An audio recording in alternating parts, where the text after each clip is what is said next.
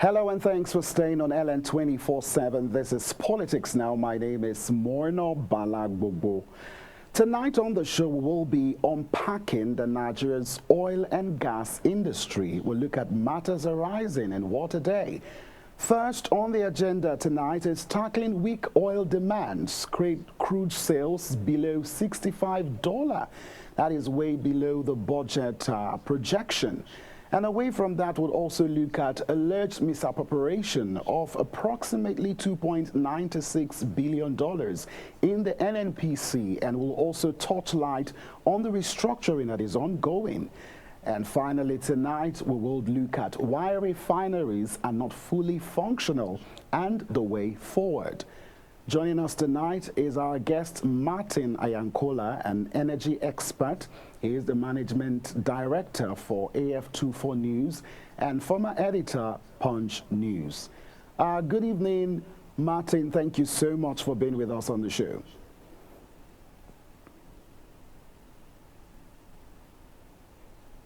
Can you hear me?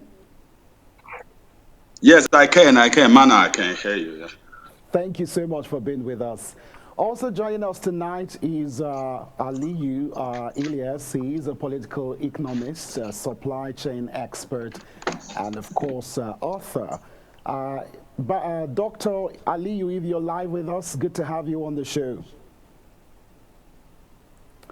Okay, hopefully he'll be back with us. So let's start with our first talking point, looking at weak oil demands, which is not surprising given the trade war tariffs with Trump and all that is going on, especially between the United States and China. We've seen a whole lot of dynamics going on. So Nigerian crude oil is indeed selling below $65 per barrel, with prices reported at around $60 to $65 per barrel, driven by OPEC, plus increasing production by 411,000 barrels per day in June, despite weak demand. Now, production in Nigeria, you see that this has put pressure on Nigeria's 2025 budget, which likely assumed higher oil prices. Now, Brent prices have also dropped below $62 per barrel, reflecting a backwarded market and high freight costs, with unsold Nigerian cargoes for May 10 signaling low buyer enthusiasm. Now, when you look at the geopolitical factors like a potential US-Iran talks or Russia-Ukraine peace negotiation, all of these things are threatening price stability. So, Martin, thank you so much for being with us. So let's start from this particular development in the oil and gas sector. So how do you unpack what was projected by the government for the 2025 budget and what now is the current reality?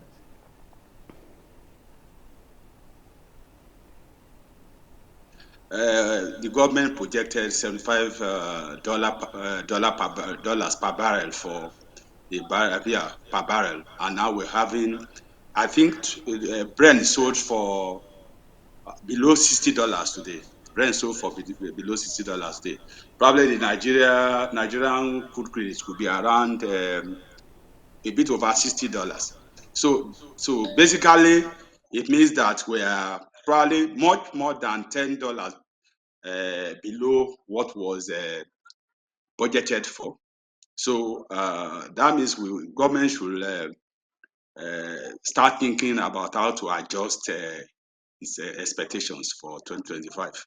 I mean revenue expectations for 2025, because it seems as if oil prices are not likely to go up again this year. I mean, production is they are producing more.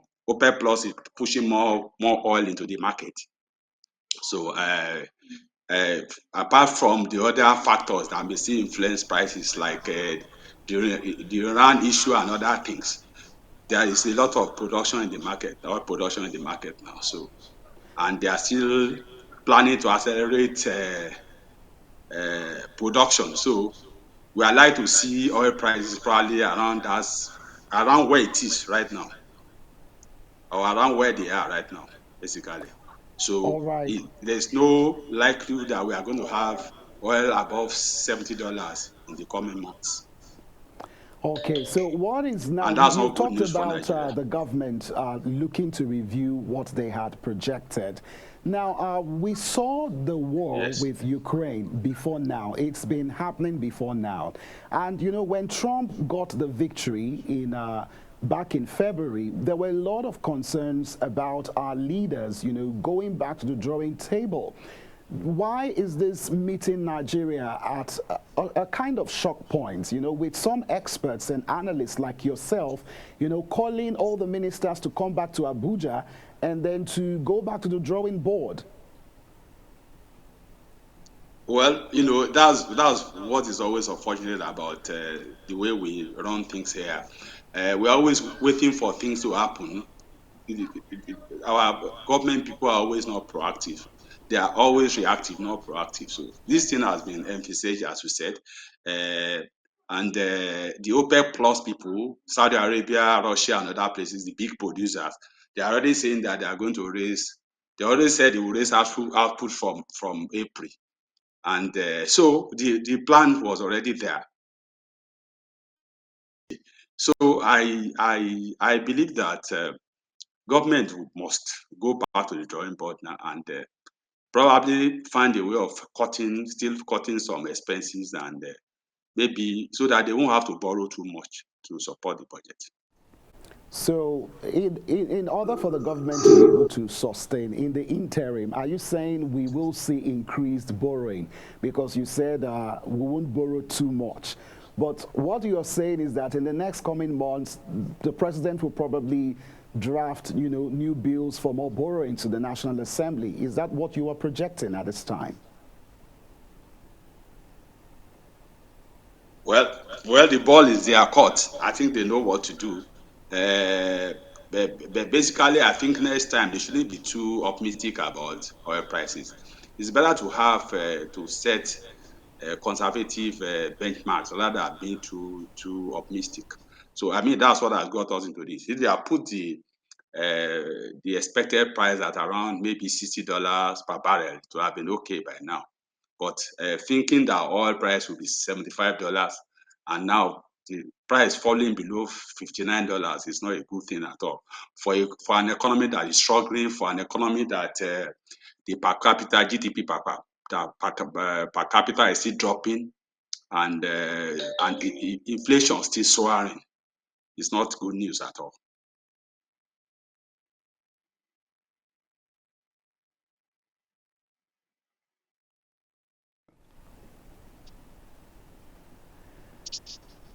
Hello, Dr. Ali, can you hear me? Good evening. Yes, good evening to you.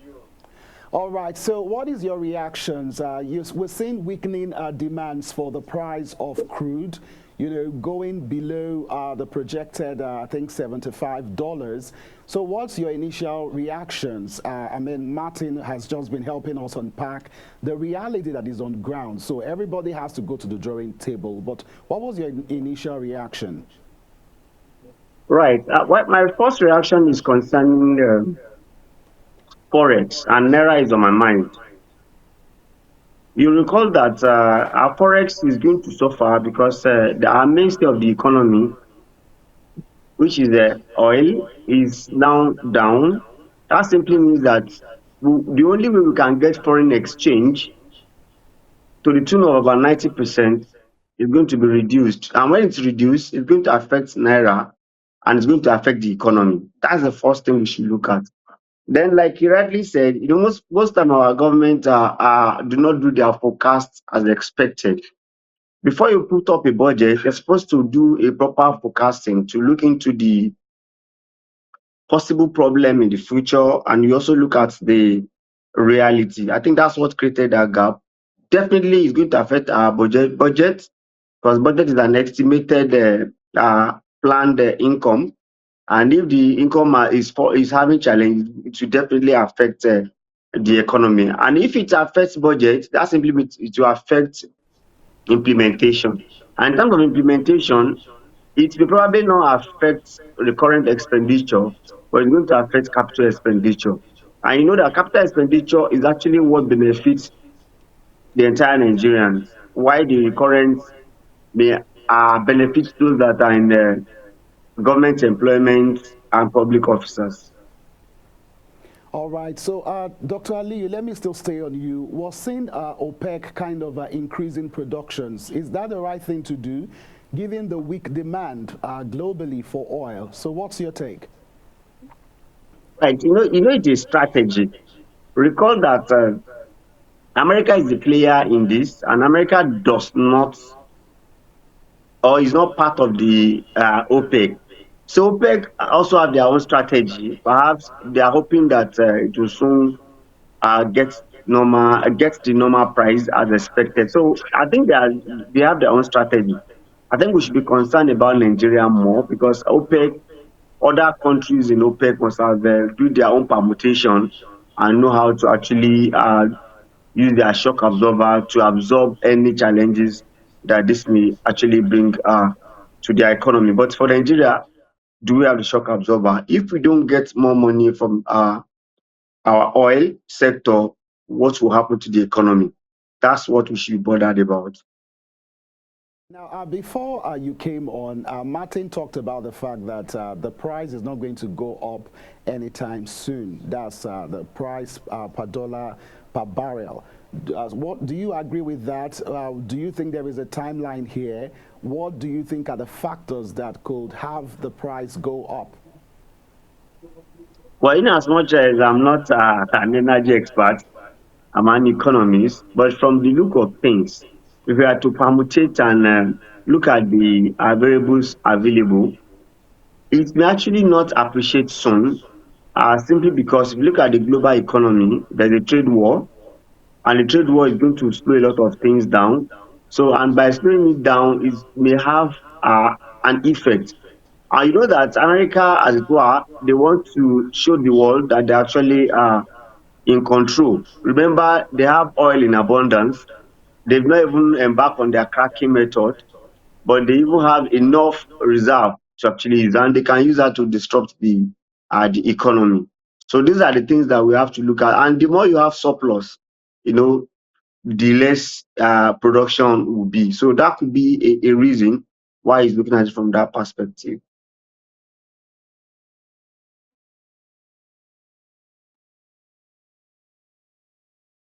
Been covering for some time now. So when we talk about the issue of the pricing now and the price going back up, what are the variables to look at now, and what timeline do you see? I know we can't predict when the war will end and some of that global variables, but what can you tell us?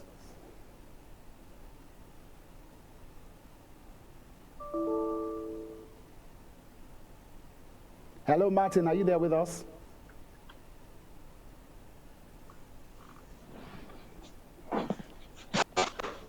Hello, Martin, can you see us? Okay, kindly tidy up your connection. You probably log out and then log in, and also get your device on landscape so that we can really have a great conversation with you here. Okay, so let's come back to Dr. Aliyu. Now, we've seen these leadership restructuring, by the president. There is a new NNPC boss.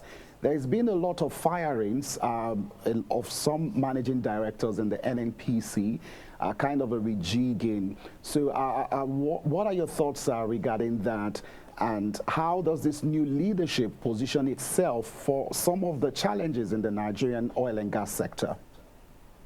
Right. When the news broke about the MD Melekiari relief, I don't want to use sack. I will say it's come as a surprise because the government, the president in particular, see what we do not see. But however, he has transited from NNPC to NNPCL, and some of us have seen some of his efforts in terms of fighting oil theft. We have also seen his efforts make sure that the Rose refinery actually came up, even though there's a lot of news surrounding that now. So we're thinking, well, it's a good rejig, though I did not even expect Tinubu to actually give him the opportunity of second time, but we saw it happen.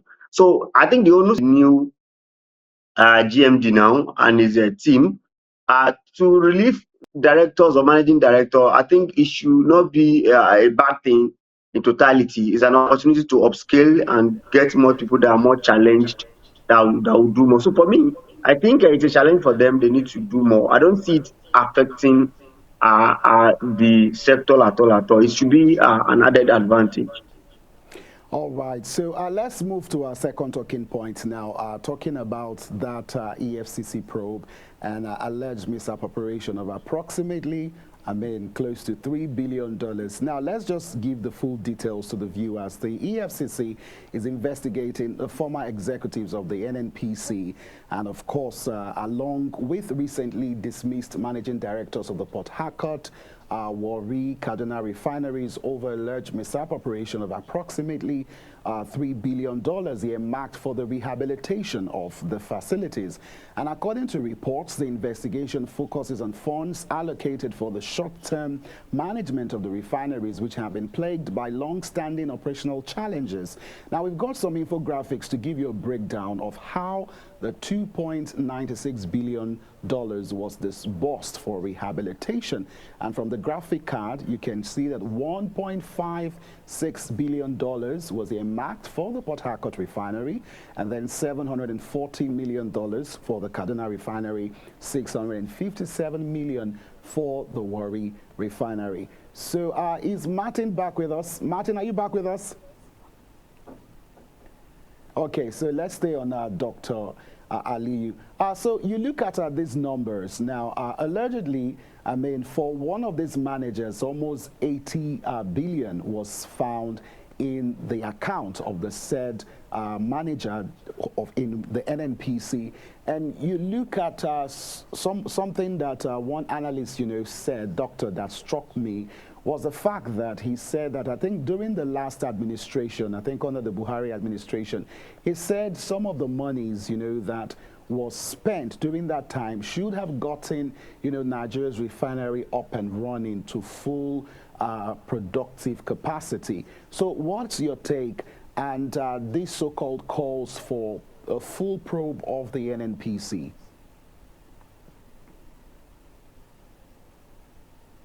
NNPC, because NNPC has become a serious problem to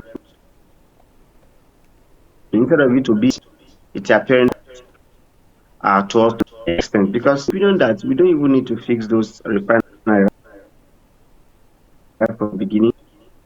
Is that we build another one? Perhaps the money we spend it can be enough, but I wouldn't know who is actually our president and what's so for me, I think they should go ahead to probe them, know what they are happening, then decide. In addition to that, how can nationality having about 80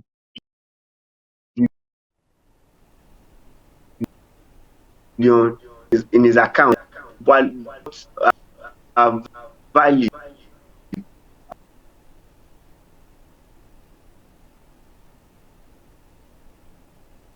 Hello, Dr. Aliyu, can you hear us?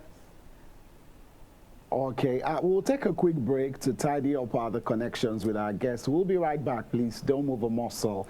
Politics Now continues shortly. Please stay with us. Ellen 24/7 is first of all a news station.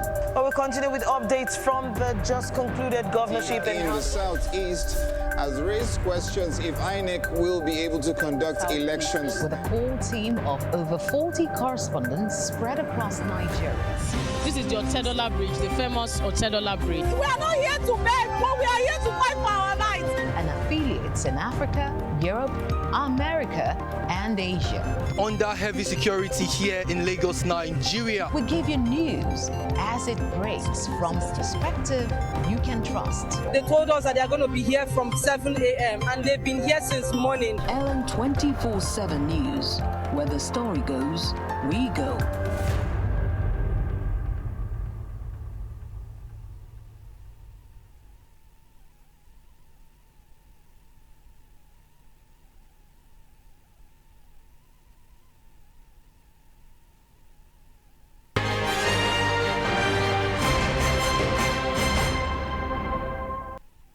Many thanks for being with us on Politics Now. Of course, we are unpacking the Nigeria's oil and gas industry with a focus on matters arising. Okay, we have word that Martin Ayankola, energy expert, is back with us. Thank you so much. Good to have you back, sir.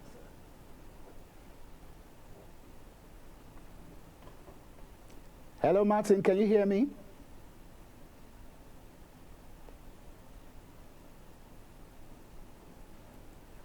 Hello, Martin.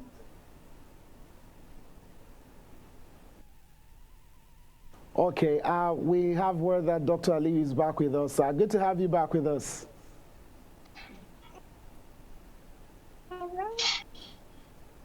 Hello, Dr. Ali. Okay, you can go ahead with your thoughts.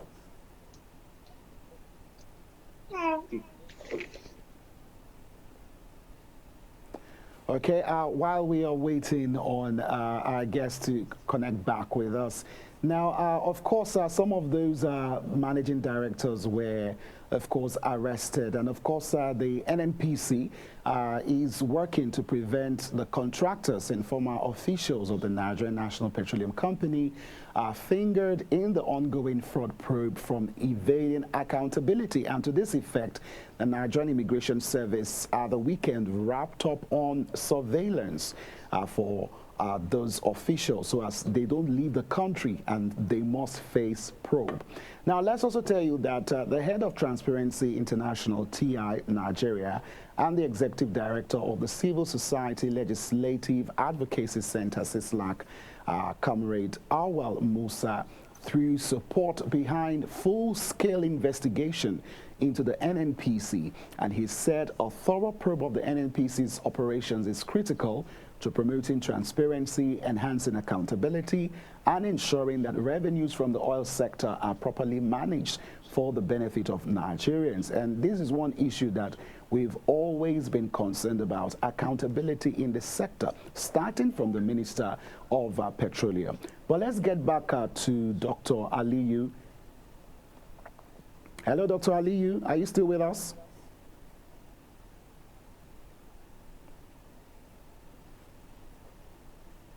Hello, doctor. Mr. Good day. All right, good to have you back with us. Due to the connection, we were trying to get your thoughts on the probe so far of that huge, humongous amount of money.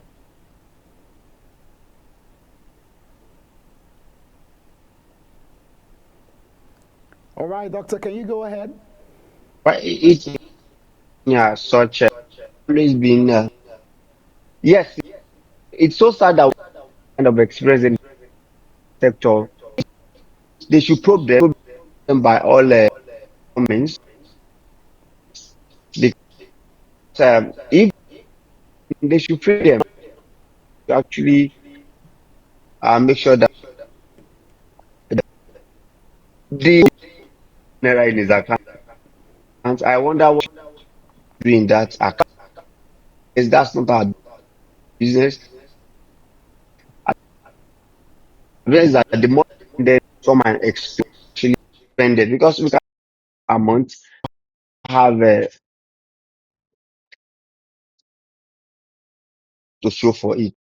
Bad one to them.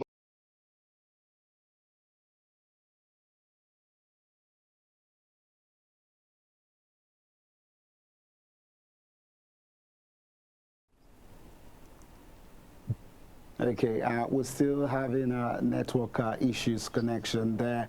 All right, but let's just go through our third talking point, which has to do with the Dangote oil refinery, since we're talking about the probe of the rehabilitation of these refineries, and for the fact that the government has failed to ensure that these refineries, become fully operational at a capacity that will benefit Nigeria's economy. One would have thought that the Dangote refinery, which, is coming from the private sector this time around will be able to assuage some of the loopholes that have been left over decades. Now, but recent comments by Dangote, the president of Dangote Industries, Alhaji Aliko, says the cabal in Nigeria's oil and gas sector is still fighting against the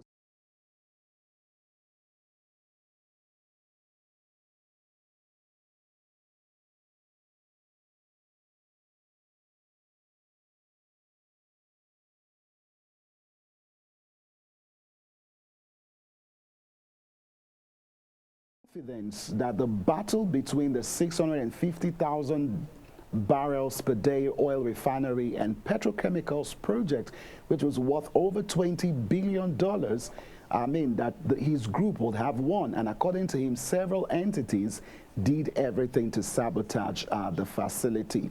Well, Dr. Aliyu, are you still with us?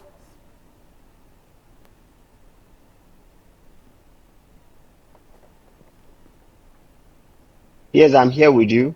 All right. So what's your take? I mean, we were talking about the probe, which is very necessary. But before we even come to the issue of Dangote now, do you think, I mean, the NNPC can escape? I mean, the NNPC deserves a probe. What about the Minister of Petroleum, which happened to be, you look at President Muhammadu Buhari administration over the last 8 years and now President Tinubu's administration. Do you think a probe without the key principle here makes it a fair probe?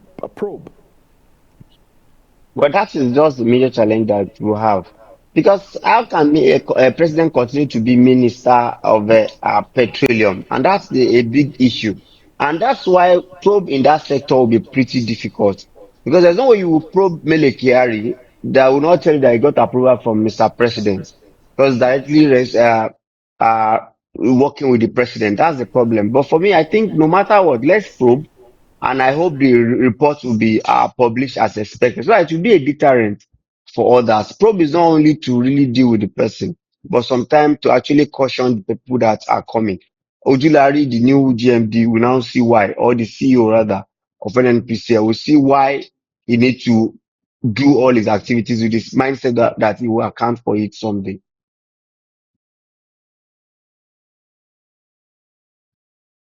Play out here with some people saying, okay, probe him. Some people are saying, don't probe him. And some people feel, okay, because he's from their region, he should not be probed. I mean, what do you make of the honesty, you know, in the polity amongst the Nigerian populace about the need for this probe to actually happen? Because when you check the history books, I mean, we can't even recall the last time where an audit was done in the NNPC. And here we have this issue of probing or not to probe being politicized. What's your take? Right. If you look at it, even right from Jonathan era, I remember Zialin Madwekwe and a lot of people, only one, a lot of them that passed through that area.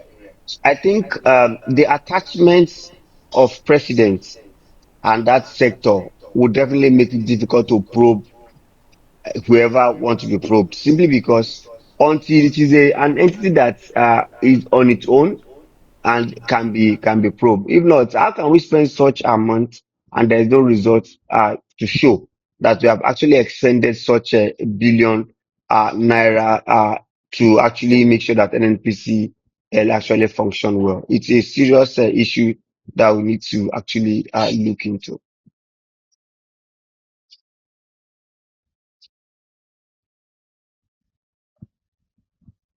Okay, Mr. Martin, good to have you back with us. So we've discussed and progressed, you know, over the course of this discussion about Nigeria's oil and gas industry. So let me start with your take first on the probe. I mean, over $3 billion. What's your take on what is going on and why this probe needs to be held, you know, thoroughly and dealt with squarely. There's a lot of expectation on EFCC and ICPC. I recall I was discussing with somebody earlier on today, and he was talking about the fact that probably this is just being done, talking about the EFCC and ICPC now, to kind of save face now that the president, has spent almost 2 years in power. So what's your take? Well, I really don't believe in these jamborees that they call probes, because if you look at the probes we've had in the past, we really not got anything out of them. So I would have preferred a preemptive strategy wherein people that are the system, so that when people misbehave, they are dealt with as while they are misbehaving, not after. Now, basically, the Minister of Finance said that they were going to audit the accounts of the company. So I was even thinking that the auditing would come before maybe the arrest and all that because when they rush to do all these things, they may also not have enough facts to prosecute. So it would have been better to do a thorough job before you now start to pick up people and all that. So I hope this is not just political hype that will fizzle out like others have also been fizzling out. So I'm not too excited. I believe in transparency, but I'm not too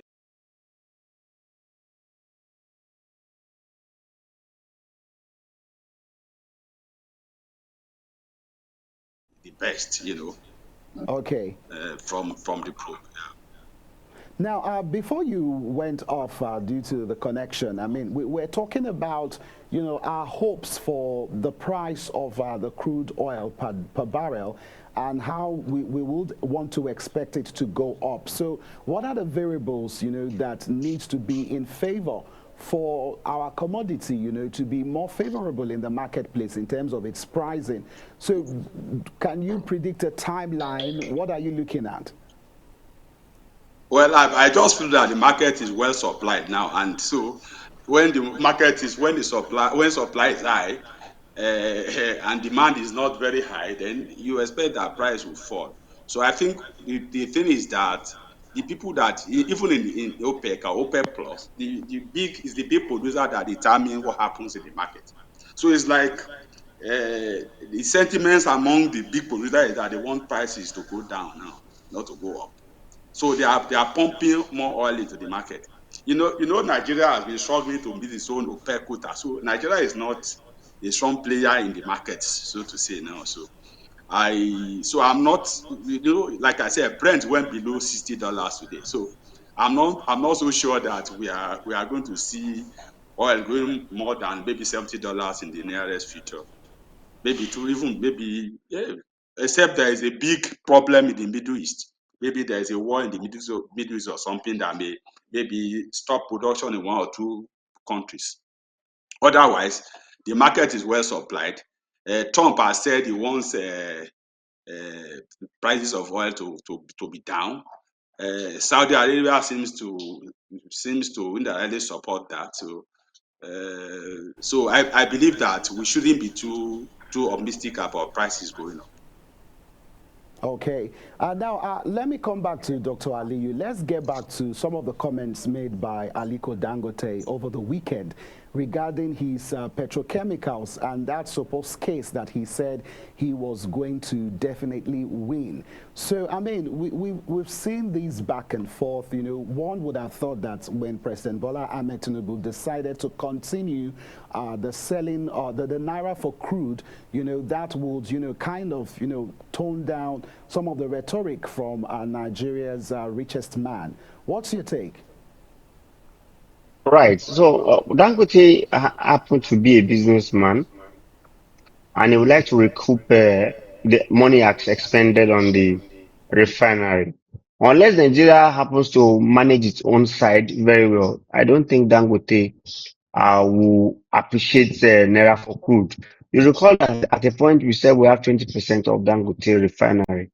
At a point they said it's 7%. Up to now, I don't know, have the clear knowledge of how many percentage we actually have. I recall Dangote also went to court that there should not be importation. Don't blame him. He tried to secure his own area. But for me, like always said, I want we see whereby there will be importation because America has over 150 refineries and they are still importing. I recall the last time it was the aviation fuel that was supplied from even Dangote down there. Saudi Arabia also. So until we have effective competition before we can actually enjoy enough enjoy PMS price to the favor of Nigerians. However, naira for crude, it should not be negotiable. Government must make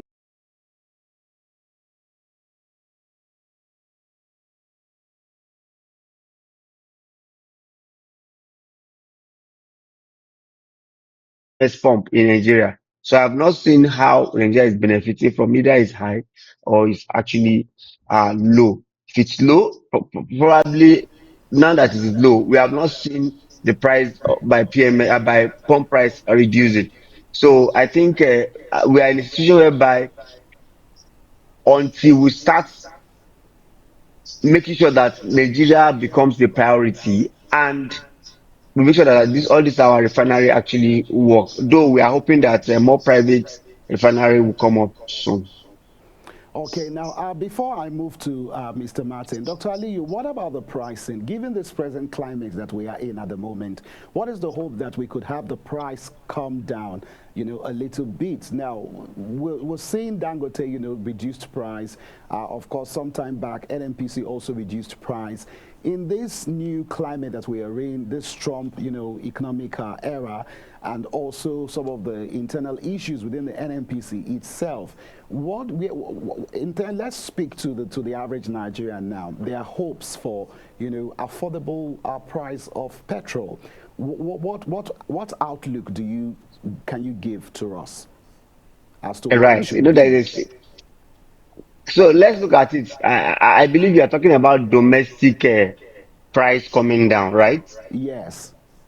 Yes, In that's as what I'm much as talking we about. don't want, in as much as we don't want the global price to come down. Well, the domestic consumption, I think now that we have more supply, I'm hoping that with time it will definitely come down. But we have seen Dangote coming down and going back. But the only problem we have now is forex problem. Because if forex does not actually come down, we cannot see price of PMS coming down. Because crude oil as it were is a global commodity. And exchange will continue to affect it. And now that we have lesser uh, crude oil to sell that we're not selling more out now, it's going to bring pressure on Naira and forex is going to be much more higher. So it's a negative for us. So I don't see the price coming down.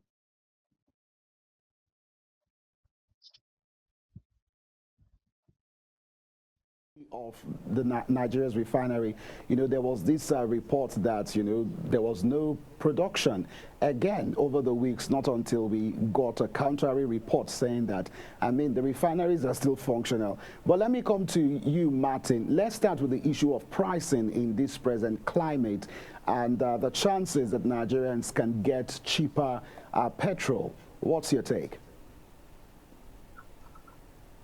Yeah, I'm not too optimistic about that because I've always said that the major determinants of petrol prices in Nigeria are two issues: crude oil prices and naira exchange rate.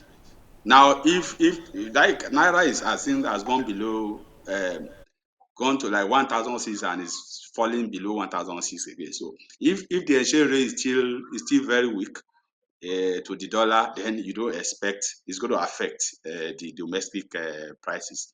Then crude oil prices. Now we expect that because crude oil prices are down now, we should be benefiting, but we are not. I mean, Brent was below $60 today, so that's the best we could get, maybe probably, and we are the petrol is selling for around 890 naira and so. So with a weak with a weak naira, I'm not so sure that things are going to that Nigerians are going to enjoy lower prices like that. There could be marginal a marginal decrease here and there, but I don't see anything substantial. All right. Now, what is your response to Dangote's comments recently about his petrochemicals and also his case, I think, with the federal government? The network is poor a bit. I can't hear you. I didn't hear the Okay, last yeah, question. I wanted to come get your again? reaction about Dangote's recent comments. Have you been following the conversation? Hello, Mr. Martin. My God, I can't. Can you I'm hear not me? picking you again. Can you? Okay. Yes, I can hear you now, right now. Oh, okay. All right. I wanted to get your thoughts on Dangote's comments about his petrochemicals and how cabals are still sabotaging some of his efforts. Well, my feeling is that just like the last speaker said, Dangote is a businessman, so he wants to get the best from the system. So and he's always talking about cabals, cabals, cabals. So I don't know who the cabals are. He's always talking about the cabals. I know there's Element petrochemicals and stuff producing petrochemicals in River State. So I don't know who the cabals are, but I know that competition is good and monopoly is not good.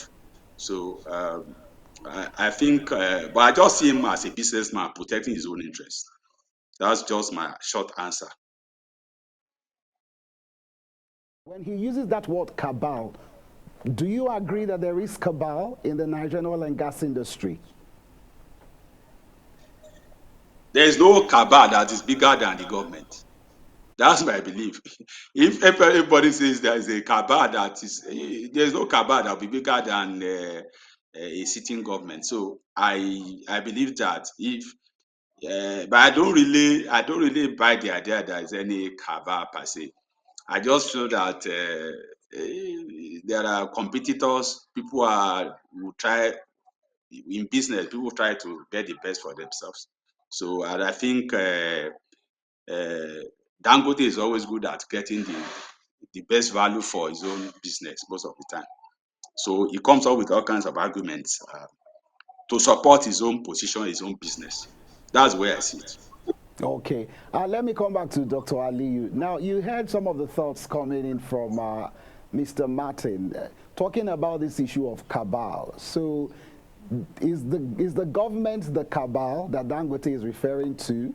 And is he making light of, this rhetoric that we've seen in the past about cabals, people in power, probably retired generals, who have, sabotaged the oil and gas industry, so to speak. So do you agree with Mr. Martin when he says this cabal are his competitors?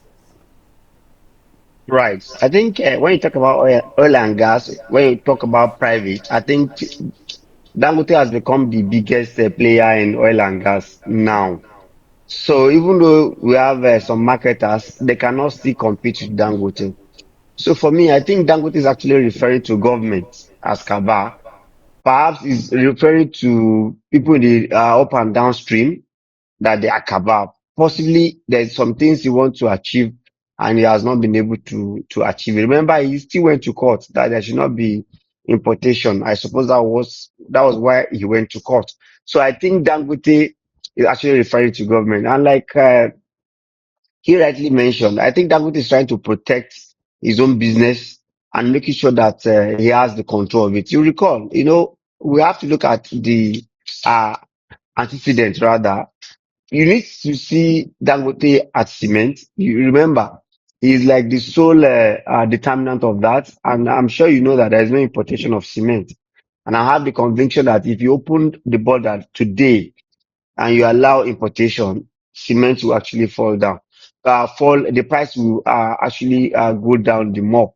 So for me, I think he's actually trying to protect his own. But I must tell you this, and I want to reiterate it. There is need for competition, more competition in oil and gas. Because if there's no competition, someone will just take advantage. As it is now, it's appearing that he's moving towards being the monopoly monopoly, the sole producer and the sole person in that player. And why do I say so? Our refinery cannot give us up to 5% of what we need in a day. And importation also is not up to, I'm not sure it's up to 30% of what we need again. So if you look at it, it's fitting towards that area where we have the final say in that sector, except Nigerian government who want to protect Nigerian interests. And like I said, that government.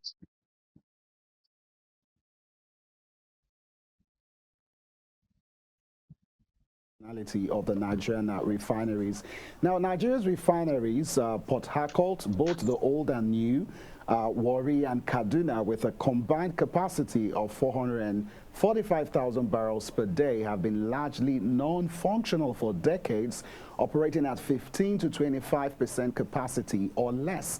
Now, this has forced Nigeria, Africa's largest crude oil producer, to import 7 to 80% of its refined petroleum products, despite domestic demand of about 750,000 naira barrels per day as of 2017. But, you know, of course, coming into this President Bola Tinubu's administration, we've seen a lot of efforts with the Port Harcourt refinery, Warri, and then, of course, the other one in the north being set to come back live on stream. But I mean, some of the reports we have been tracking, you know, the past few days has tried to, you know, play down on some of the efforts so far by this administration, talking about whether these refineries are actually producing or not. So let me come back to you, Martin, now. I mean, this is one area that you have diligently covered for years. So let me ask you the question. What is this confusion about whether the refinery is working or not? And is it a coincidence that we are discovering this in the light of this alleged misappropriation of almost $3 billion that was earmarked to rehabilitate these facilities? Well, basically, I think I've always had I've always been skeptical about whether the refineries are doing well or not. You know, when NNPC came up and said Port Harcourt was producing at 70% capacity, and then they said Warri was doing about 40 or 50%. I was not too sure they were doing those figures. Now, but basically, you know, there were talks about blending happening in Port Harcourt, even when it restarted, that they were doing some blending there, that they were not really producing petrol. And I also learned later that Warri is also not the FCC unit, the fluid catalytic cracking unit in Warri is also not producing petrol right now. So basically, I think the restart of those refineries was more political than, you know, commercial to me. There was so much pressure on the last NNPC management to deliver on the refineries, so they had to do something.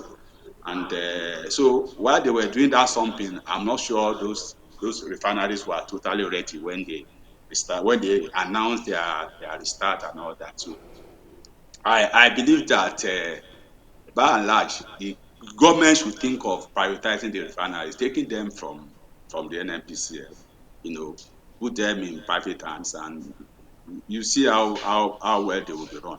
Remember that Obasanjo tried to sell them before he left, just before he left, and it was the sale was reversed. Obasanjo actually sold them before he left. Then the sale was reversed by Yaradua. But here we are today.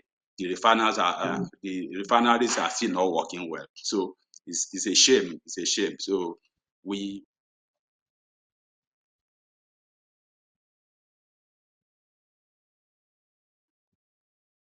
that's my take. All right. Okay, Dr. Aliyu, can you walk us through your thoughts regarding this controversy, so to speak, of whether these refineries are actually functioning or not? Right. Well, for me, that they are functioning or not, it should be a function of their output. So right from beginning, when they restarted, the output was not encouraging, and we see it as, like you rightly said, is much more political. The pressure was much on Mele Kyari. Recall the pressure started from President Muhammad Buhari before getting to President Bola Ahmed Tinubu. So for me, I think I prefer we even get it to private hand and take the money that we use to sell it and go and build another refinery. We must make sure that we have something that is efficient and effective, because it's just effective now. They are not efficient. So we need something that is very, very efficient that will actually meet up some of the demands of what we actually want. That's why I said earlier that there's no competition with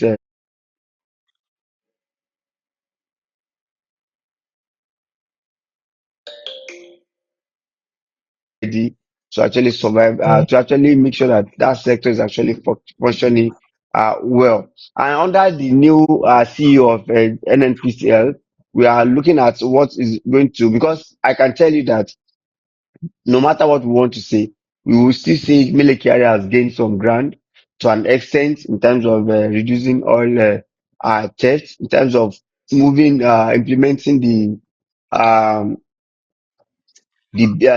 from private sector, I mean, from public to private sector to an extent. So, but by and large, we cannot, it is clear that we cannot manage those refinery. So government should actually, they can even say private sector should buy 60%, while they still retain the 40%.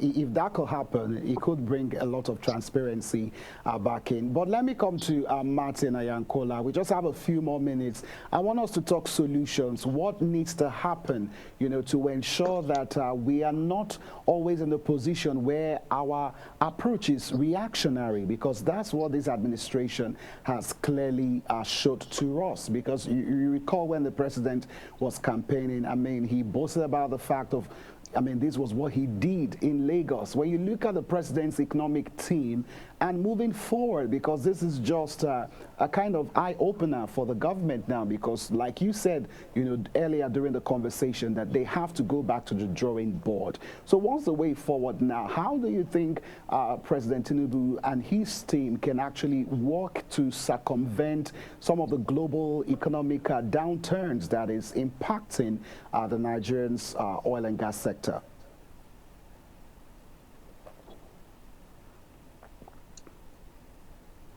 Well, if the question is for me, the reception is very poor here again. Okay, we're talking solutions now. The question is for you, Martin. Solutions and the way forward.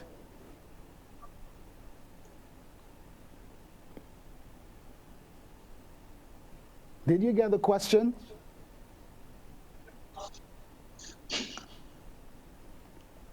Hello, Martin. Okay, we'll come back to you. Yes, man, I couldn't hear you well at all. Okay, but can you hear me now? It's been. Can you hear me now? I'm just. Okay, we'll come back to you shortly. But before we wrap up the program, Dr. Aliyu, your final thoughts. Let's talk about the way forward now. Talking about solutions and not being caught unawares with what's happening, especially when we are looking at the livelihood, so to speak, of over 200 million plus Nigerians. Right. Ordinarily, I believe that direct report is being given to president, because president is the minister of petroleum. So president should actually double his efforts in that sector, because this will either may or mar his administration. So with the new CEO of NNPCL now, I think he needs to give give him more task of, number one should be transparency, because the major problem we are having in that sector is lack of transparency. They should tell us the real status of those things. And like I said earlier, it is better if they can actually give 60% of those refinery back to the private sector, while they manage 40%. Anything they recoup from that, they can use it to build another refinery. It is not late to build a refinery.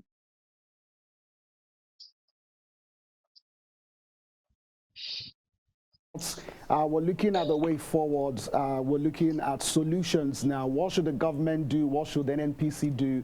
I mean, there's been this restructuring with the removal of managing directors.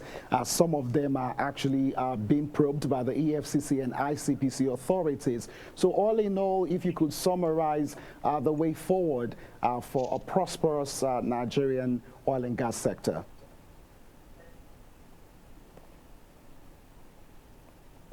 Well, Mana, should I take that? Yes. All right. Yeah, I feel that my first take is that I'm tired of these hirings and firings in the NLPC. I believe that we need to, if you need to go beyond that now. We need to do something better. We need to change our strategy. I think first thing I'm expecting is that government needs to list NNPC on the NNPCCL on the Nigerian Stock Exchange. We need to get to that point where they can be submitting their results, and then they will be scrutinized like private companies. If you check Petrobras, Petronas of Malaysia, Aramco of Saudi Arabia, they are all listed. They are all listed companies, and they are all doing fantastically well. But NNPC is just has become like an appendage of government, not doing much, just managing upstream and downstream interests of the federal government, and that's where, or of Nigeria, that's where it stops. I think NNPCL can do much better than that. I think the involvement of government is just too much in the operations of the company. I think government should think of listing its shares on the stock exchange, and maybe also taking off that stranglehold it has on the company, so that the Well, company our can time is up, actually breathe. Mr. Martin. Like you I said. want to thank you so much for sharing your thoughts with us on the show tonight. Thank you for being with us, Mr. Martin. Thank you. All right, Dr. Aliyu Ilyas, thank you so much for sharing your well-earned insights on Nigeria's oil and gas sector, and we hope that those in government will actually listen to your advice. Thank you so much for being with us. Thank you for having me. All right, folks at home, that is the much that we can take tonight. It's been an hour of unpacking recent developments in Nigeria's oil and gas sector. And like our guests have said, it is time we get it right. We need to move away from reactionary approaches. We should be able to plan. I mean, you recall during the U.S. elections, I mean, we had two candidates, and we clearly knew what either of the candidates stood for, like either a Kamala Harris administration, a Trump administration. There would have been, sort of plans to balance how we weigh in and prepare for what is to come, and also looking at the internal dynamics. It is time for a restructuring, and that's happening under this administration. But more importantly, transparency, because without that, we may not be able to be as productive as we want it to be. And I guess I've called for full privatization of these refineries for us to actually make a headway. But that is the much that we can take on the show tonight. Many thanks for watching. Once again, my name is Morno Balabubu.